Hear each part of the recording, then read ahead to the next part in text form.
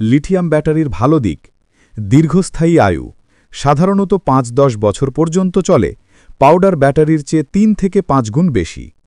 ওজন কম, একই পাওয়ারে অনেক হালকা, তাই বহন করা সহজ। চার্জ দ্রুত হয়, পাওয়ার দক্ষতা বেশি, চার্জ ধরে রাখে অনেক ভালোভাবে, কম পাওয়ার নষ্ট হয়। মেইনটেনেন্স ফ্রি, পানি ভরতে হয় না বা খোলা যায় না, তাই ঝামেলাহীন। পরিবেশ বান্ধব, ক্ষতিকর অ্যাসিড বা ভারী ধাতু নেই। পাউডার অর্থাৎ লেড অ্যাসিড ব্যাটারির খারাপ দিক: আয়ু কম, সাধারণত ১.৫ থেকে ৩ বছরই নষ্ট হয়ে যায়। ওজন বেশি, ভারী ও বড় হওয়ায় স্থান বেশি লাগে। চার্জ হতে সময় লাগে, সম্পূর্ণ চার্জ হতে ৬ থেকে ৮ ঘন্টা পর্যন্ত লাগে।